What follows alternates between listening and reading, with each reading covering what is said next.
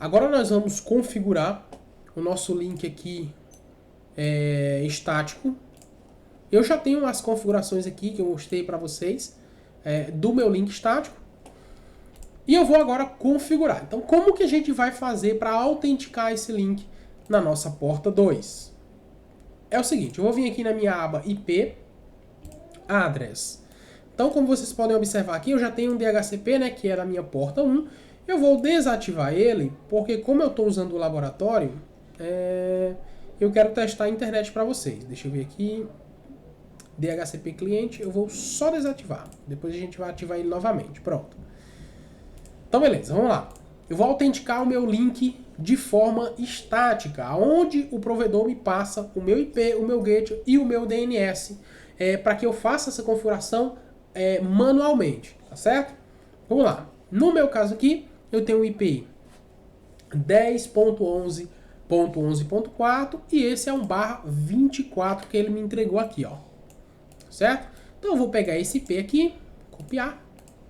Vou vir aqui em IP Address e eu vou adicionar esse IP aqui na minha interface. Eu já tinha um aberto aqui. Vou adicionar esse IP, barra e a máscara, que é esse que o meu provedor está me passando. Então você tem que observar essa questão também.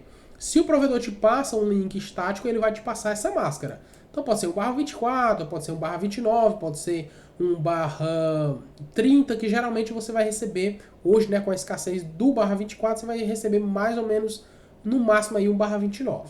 Então, um /30 ou um 29. No meu caso, é um /24, porque eu estou recebendo de um roteador. Então, aqui, já coloquei aqui o meu IP, certo? IP que será o IP pertencente ao meu roteador, no caso, a minha RB. Eu vou escolher a minha interface, que eu quero configurar esse IP estático, no caso a Ether2, e eu vou aplicar. Bom, ele já reconheceu o network aqui, por causa do /24. Então, eu já tenho o IP, agora eu preciso do meu gateway e do meu DNS. Então, eu vou lá para o meu gateway agora. Eu vou vir aqui em IP, router, e aqui eu vou criar a minha rota default para esse cara aqui. Lembrando que na aula anterior eu falei que a gente ia usar as distâncias. Eu vou até anotar aqui, tá certo? Então eu vou fazer assim, ó. Distância. Vai ser aqui distância 1. Pronto, distância 1. O meu IP fixo será a distância 2. E o meu PPPoE será a distância 3. Pronto, então nós estamos aqui no IP fixo, eu vou usar agora a distância 2. Então eu vou vir aqui, ó, IP router, dar um sinalzinho de mais, e eu vou adicionar, aliás, eu vou alterar o campo gateway, certo? Então eu vou clicar aqui no gateway, ele vai mostrar agora o campo para mim, que eu posso editar, e eu vou colocar o meu gateway aqui. Qual que é o meu gateway? Eu vou pegar aqui, ó, o 11.1. No caso do meu gateway, eu não preciso colocar a máscara, tá certo? Então, se eu digitar aqui, por exemplo, uma barra, ele já vai ficar vermelho aqui, mostrando para mim que tem alguma coisa errada ou está incompleto. Se eu apagar aqui, ó, se eu botar, por exemplo, dos 300, ó, coloquei mais um ponto 300, ele vai me dizer que está errado, certo? Então, ele já vai reconhecer aí. No caso aqui, ponto 1, barra, tá vendo, ó? Se eu colocar a máscara, ele vai me dar um erro. Então, nesse caso aqui, eu coloco só o IP limpo. Então, no meu caso, o meu gateway aqui é o 11.1. E vou aplicar. Bom, se você observar aqui, ó, ele já está alocado, certo? Ele já reconheceu essa rota na porta Etherlink estático, que é a minha porta 2 aqui, ó, tá certo? Então, active aqui embaixo, como vocês podem observar. Eu vou dar um OK. E agora eu vou para a terceira etapa, como eu falei para vocês. Eu preciso do IP, de um gateway e de um DNS para mim ter acesso à internet. Então eu já tenho o meu IP e o meu gateway. E agora eu vou adicionar o meu DNS. Pronto. Como que eu faço para me adicionar um DNS estaticamente, né? Onde eu vou lá e faço manualmente. Bem simples aqui, ó. Na aba IP e aqui em DNS. Então esse campo server é o campo onde eu vou editar os meus DNS. Então eu vou colocar aqui meu DNS primário, Vou colocar o DNS da Google, 8844, e vou aplicar.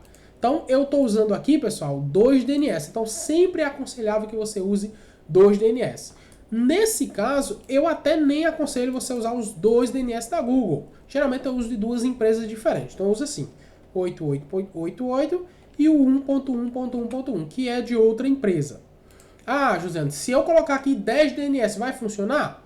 Entre aspas, entre parênteses, né? Vamos colocar um parêntese aí. Sim e não. Então vamos lá, vamos entender. Geralmente o meu cliente ele só necessita de 2, aliás, ele não necessita só de 2, ele só usa 2 DNS.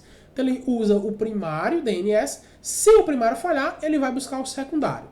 Então se eu coloco mais de 2 DNS aqui, ele basicamente não vai usar, entende?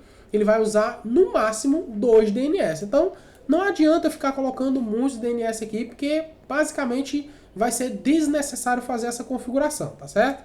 Então, vou colocar somente 2 DNS e vou aplicar. E agora, eu vou aqui em New Terminal, que é o meu terminal onde eu faço todos os meus comandos, e vou pingar para o Google para ver se eu já tenho internet. pinggoogle.com. Pronto, então já tenho internet, como vocês podem observar aqui, ó, 30K, já tem uma saída aqui.